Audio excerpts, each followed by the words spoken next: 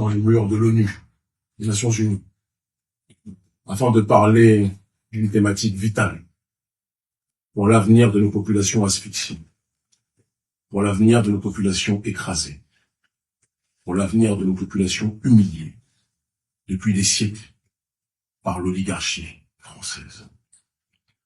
Mon émotion est des plus grandes de me retrouver aujourd'hui en présence de mes frères, de notre peuple, de Guadeloupe, de Martinique, de Guyane, de Kanaki, de la Polynésie, et aussi de nos camarades de lutte qui sont installés dans d'autres lieux, comme en Corse par exemple.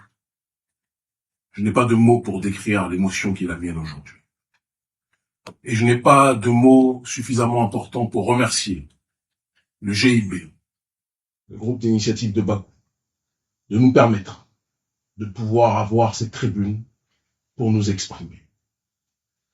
Vous n'êtes pas sans savoir qu'il y a un peu moins d'une semaine maintenant, j'ai été, avec mon collaborateur, arrêté par les services secrets français sur ordre de la présidence française et en collaboration avec le pion du système néocolonial français qui est le président de mon pays, le Bénin, Patrice Talon. J'ai été arrêté parce que le gouvernement français estime que le combat contre le colonialisme que nous menons est un combat qui met en péril ses intérêts sur le continent africain et dans la diaspora.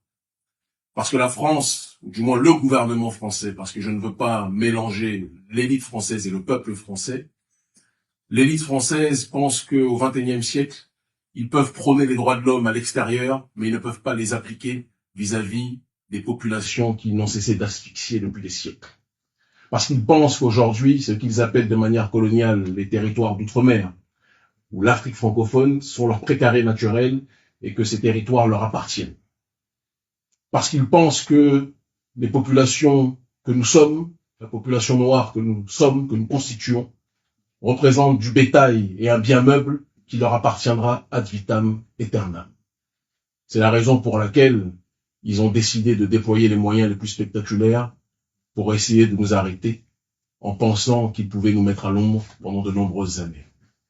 Malheureusement, dans notre tradition, il y a un adage qui dit « Le colon fait ses plans, Dieu fait les siens, et Dieu est le meilleur des planificateurs. » Nous sommes aujourd'hui libres et nous allons pouvoir parler avec fluidité au gouvernement français et à ces marionnettes qui sont à la tête de nos États, que ce soit en Afrique ou qui sont à la tête de nos territoires, dans les territoires colonisés, appelés de manière coloniale d'outre-mer. Au XXIe siècle, aucun peuple n'a à devoir subir les affres du colonialisme. Chaque peuple a le droit à l'autodétermination. Chaque peuple a le droit de pouvoir jouir de son territoire, de son sol. Il n'est pas normal qu'un pays comme la France, dirigé par cette engeance coloniale, puisse avoir le contrôle de territoires qui sont installés à des centaines de milliers de kilomètres de son espace naturel. C'est du colonialisme. Il faut être capable de le dire. Le gouvernement français sait pertinemment que sans l'Afrique francophone, sans les territoires tels que la Guyane, la Martinique, la Guadeloupe, la Réunion, la Kanaki, la Polynésie et autres, et la Corse notamment, l'élite française sait qu'elle n'aurait pas l'influence géopolitique qu'elle a dans le monde.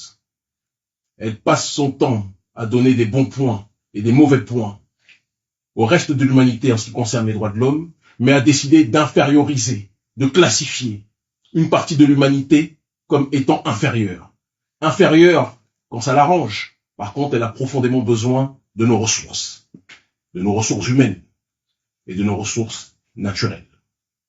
Il arrive un moment où cette élite française doit comprendre et devra comprendre, et je pense que cette heure est arrivée, que notre génération n'est plus disposée à tendre l'autruche, n'est plus disposée à accepter les humiliations constantes, n'est plus disposée à accepter la vie chère dans les territoires colonisés, qu'on appelle les territoires d'outre-mer, n'est plus disposée à accepter le franc CFA et les bases militaires sur les autres territoires colonisés que l'on appelle l'Afrique francophone, n'est plus disposée à accepter que nos présidents soient sélectionnés par l'oligarchie française avant d'être élus de manière générale impropre par le peuple. J'ai une pensée à ce sujet pour les présidents Patrice Talon du Bénin ou Alassane Dramane Ouattara de Côte d'Ivoire.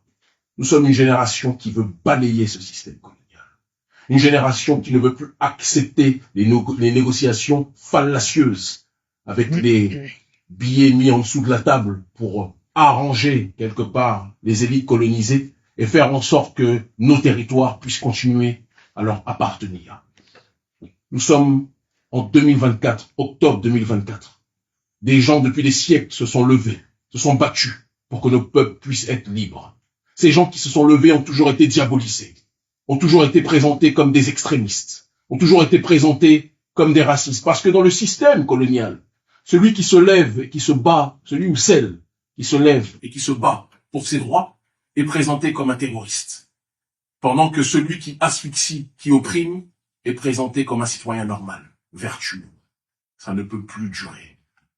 Nous sommes fatigués de cette arrogance coloniale. Nous sommes fatigués de cette brutalité coloniale, politique, économique et sociale.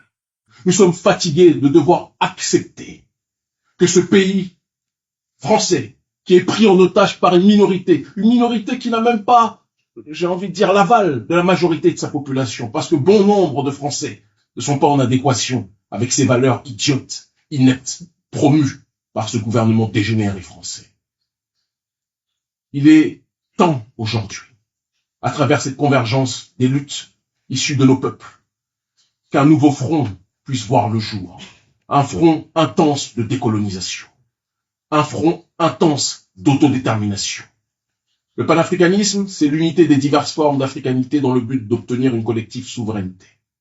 Nous élargissons ce processus à travers l'alliance avec nos peuples et les différents peuples opprimés, d'accord, en disant que c'est l'unité de nos diverses identités dans le but d'obtenir une collective souveraineté qui permettra à nos peuples plus que jamais de résister. Divisés, nous sommes fragilisés. Unifiés, nous sommes imbrisables. Le président Emmanuel Macron pensait qu'en prenant justement la présidence, il allait pouvoir accentuer ce processus colonial et renforcer le statut de puissance mondiale d'une nation française en déliquescence.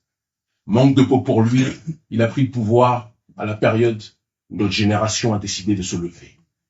Et je vous le dis, nous sommes la facture de nos ancêtres. Et ce qu'ils ont commencé, nous allons le terminer. En l'honneur de nos aïeux morts au combat, en l'honneur de nos mères qui se sont sacrifiées, en l'honneur de nos pères qui sont tombés. Nous allons finir ce qu'ils ont commencé. Et personne ne pourra nous arrêter. Merci infiniment. Merci.